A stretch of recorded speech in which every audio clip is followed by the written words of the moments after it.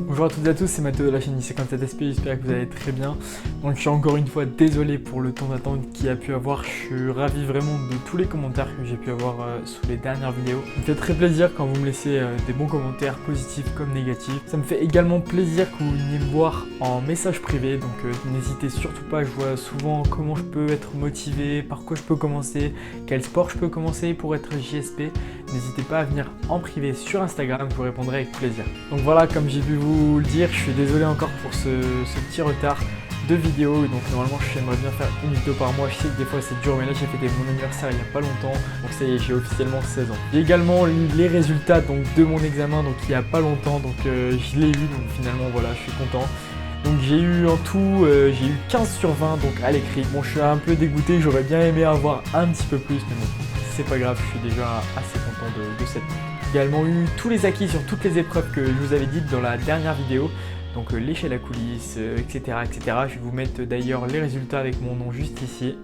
Et le sujet de cette vidéo aujourd'hui, ce sera pourquoi devenir sapeur-pompier. Pourquoi devenir sapeur-pompier? Moi, donc je vais bien parler pour moi dans cette vidéo. Donc pour moi, devenir sapeur-pompier, c'est une passion avant tout.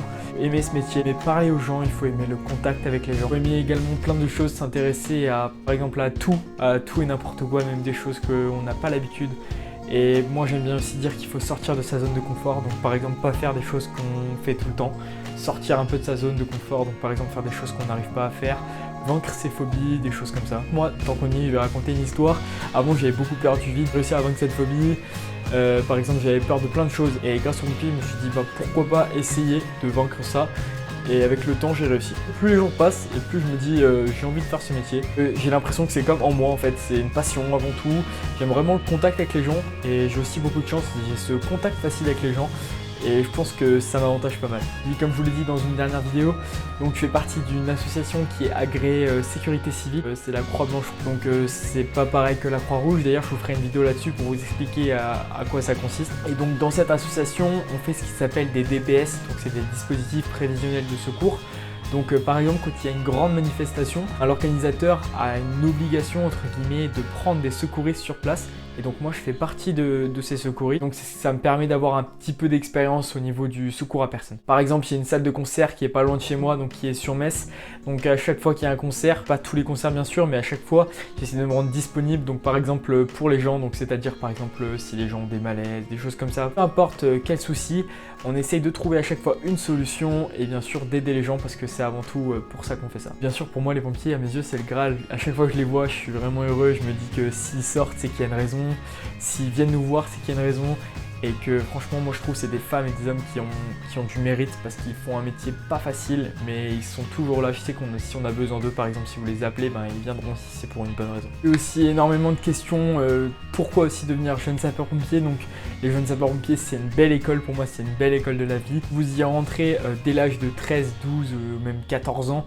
Et ben pour moi vous commencez bien votre adolescence et vous êtes formé en quelque sorte au futur métier que vous voulez faire ou à votre future passion. Je rappelle que nous ne sommes pas obligés de devenir professionnels, on peut devenir simplement volontaire. Donc déjà les pompiers volontaires ont un mérite énorme et les pompiers professionnels aussi je trouve. Et moi mon rêve plus tard serait d'intégrer la brigade des sapeurs-pompiers de Paris, donc la BSPP. Donc c'est vraiment un rêve que j'ai depuis pas longtemps, je dirais depuis une année ou deux, et j'essaie vraiment de m'y intéresser de plus en plus à cette fameuse brigade. Je vous rappelle que les pompiers de Paris et Marseille sont des militaires, donc c'est aussi pour ça que j'ai envie d'aller, j'ai vraiment envie d'aller chercher plus loin.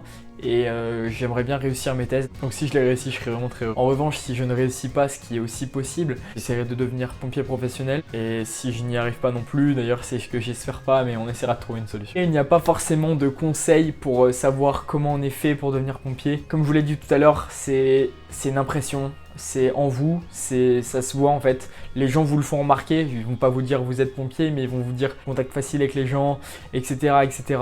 Et pour moi ça se remarque et on peut le sentir déjà, même à un jeune âge. Pour moi à partir de 10-11 ans on peut déjà ressentir quelque chose. Bien sûr ce sera minimal parce qu'on sera des jeunes ados. Et plus on va grandir, plus on va changer et plus on va se dire je suis fait pour ce métier. J'espère vraiment vous avoir éclairci par rapport à ce sujet.